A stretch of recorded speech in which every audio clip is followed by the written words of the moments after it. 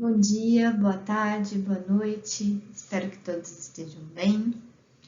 Hoje temos dois temas, um do Evangelho e um do Livro dos Espíritos. Vamos começar com o Evangelho, capítulo 9, Bem-aventurados aqueles que são brandos e pacíficos. Nesse capítulo, Kardec traz para nós uma reflexão sobre passagens que estão lá no Evangelho de Mateus, que Jesus disse, né?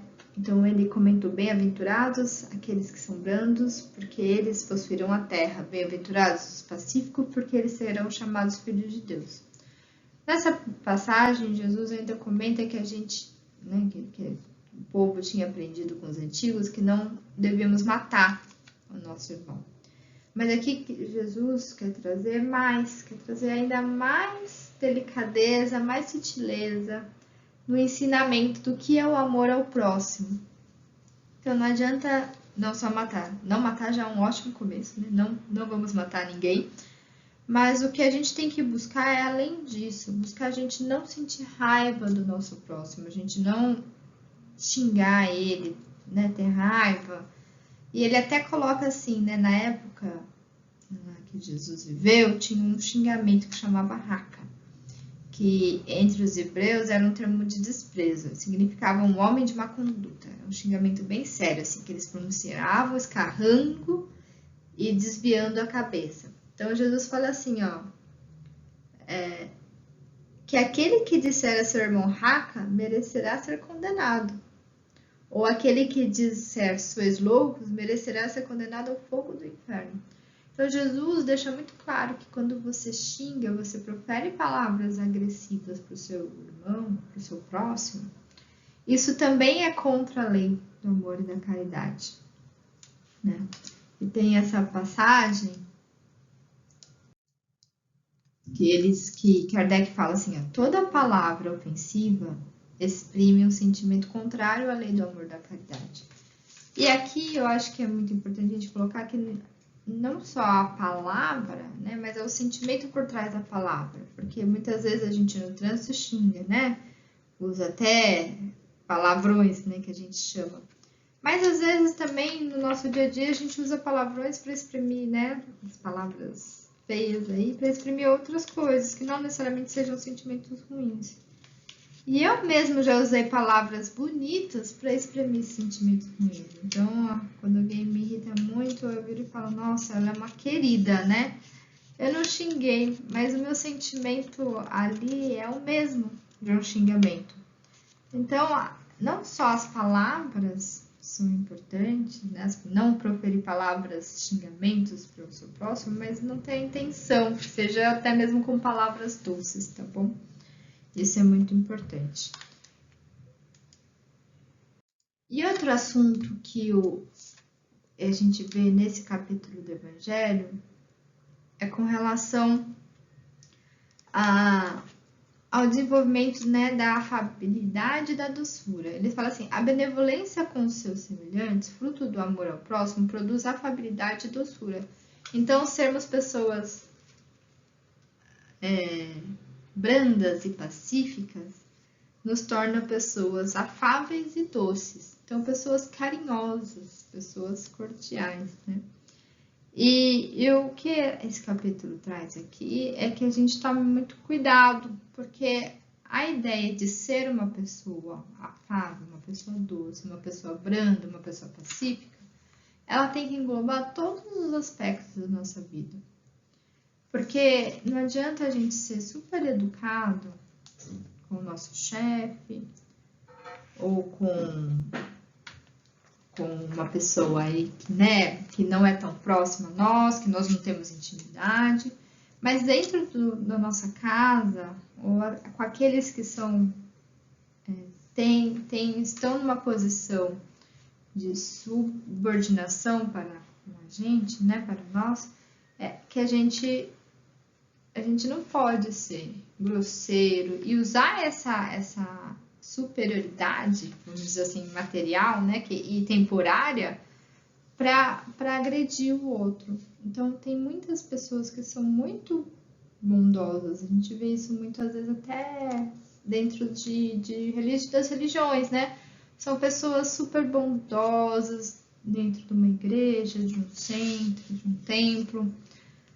Então lá falam palavras doces, palavras, né, de encorajamento, mas dentro de casa são verdadeiros tiranos. Eles machucam, trazem dor, né, e sofrimento para aqueles que estão próximos.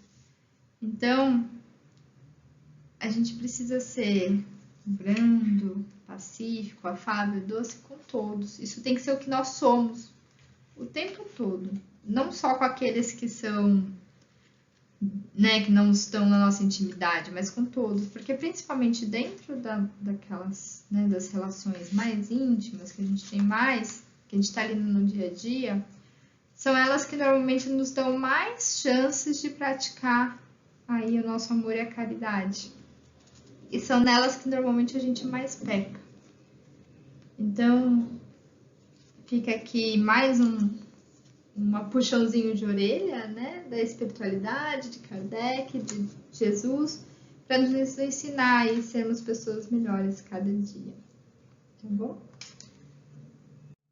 E também a gente vai falar um pouquinho sobre a emancipação da alma, né, o desprendimento da alma do corpo, mas eu vou falar de forma bem superficial, porque nas próximas 2 aulas, a Milton e Léo vão falar de forma magnífica sobre esse tema, e eu não quero atrapalhar eles aqui, né, e fazer spoiler do que eles vão apresentar pra gente, tá? Aqui é como se fosse uma introdução do tema. Então, nós somos espíritos encarnados, estamos vivos. Mas o nosso espírito, ele não está encerrado, né, preso dentro do nosso corpo como numa caixa, né, como se a gente estivesse dentro de uma caixa que não conseguisse sair, de um cofre, né. Nosso espírito, ele consegue se desprender, né, a alma consegue se desprender do nosso corpo. E quando que isso ocorre normalmente? Em momentos que o corpo está assim, descansando, né?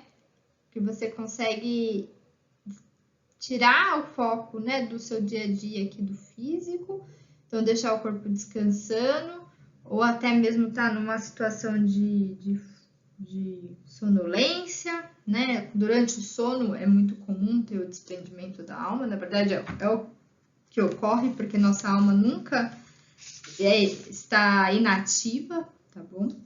Mas em momentos de vigília também, ou até em momentos de escolha, de própria, assim, a gente tem pessoas que têm uma capacidade de fazer, de desprender a sua alma do seu corpo, mesmo estando acordadas, né? Então, elas se concentram, focam ali, fazem o corpo meio que adormecer, vamos dizer assim, né? Mas ficar inerte, e daí o seu espírito desprende, tá? Quando o nosso espírito se desprende do nosso corpo, ele tem acesso a habilidades, né? Ele consegue voltar a ter muito das suas capacidades, né? Dos seus dons, vamos dizer assim, que são limitados pelo corpo físico. Então, durante o desprendimento da alma, a emancipação da alma, o espírito tem muitas vezes conhecimento, né? Lembra do seu passado, de vidas passadas, pode até, em alguns casos, antever, né, o futuro, até a sua morte próxima, né, ter uma ideia de quando que vai morrer, se estiver próximo, alguns casos, né? E os espíritos conversam, eles vão lá e se reúnem com aqueles espíritos, né, que estejam encarnados ou desencarnados, que eles são queridos, que eles são, que têm na mesma vibração, né, que eles têm sintonia. Então, é muito comum, na verdade, o espírito, toda noite, quando a gente dorme, o nosso espírito se desprende. E não só nesses momentos, mas em momentos, talvez, que a gente dá uma... Não sei se vocês já tiveram algum momento que você tá meio concentrado, assim, no nada, sabe? Isso pode acontecer também de o espírito conseguir se desprender nesses momentos, né, rápidos, assim, e até mesmo com alguns médios que têm a capacidade, né, de fazer aí o desprendimento do espírito para fazer alguma atividade específica, né, fazer algum objetivo específico, alguma missão, alguma tarefa específica, tá bom? Então, basicamente é isso que é a introdução desse tema aqui, que a gente nas próximas 2 aulas, né, nós vamos falar bastante sobre isso e vão ter muitos detalhezinhos e muitos assuntos interessantes para a gente conversar. Mas é explicar que sim, a alma não está encarcerada dentro do nosso corpo, ela se desprende. E até alguns centros, algumas pessoas acreditam que até tem um cordão que conecta a alma ao corpo para ele não se perder. Eu já não acredito nessa ideia de cordão. Talvez as pessoas que elas precisam visualizar essa conexão e visualizam através desse cordão, mas não precisa ter esse cordão, e até essas pessoas acreditam que esse cordão de alguma forma é cortado, né? Até tem o desencarne aí brusco, mas são coisas que para mim não faz sentido, tá? Mas enfim, cada um tem a sua forma de entender e acreditar e viver, né? Todos os ensinamentos, todas as possibilidades que a gente tem com o espiritismo, tá bom? Mas é basicamente isso. Então, nosso espírito, nossa alma pode deixar o nosso corpo quietinho ali e fazer outras coisas. Então, conversar com outros espíritos, né? Fazer atividades, até cumprir missões, aprender coisas. E isso pode ser lembrado ou não pelo corpo, depende muito do se faz sentido lembrar ou não. E se o corpo consegue apreender, né? A matéria consegue aprender o que o espírito vivenciou nesse momento aí, nesse período de vigília. Então, isso é uma introduçãozinha para o tema, tá bom? Que venham cenas do próximo capítulo. Muito obrigada, gente. Até mais.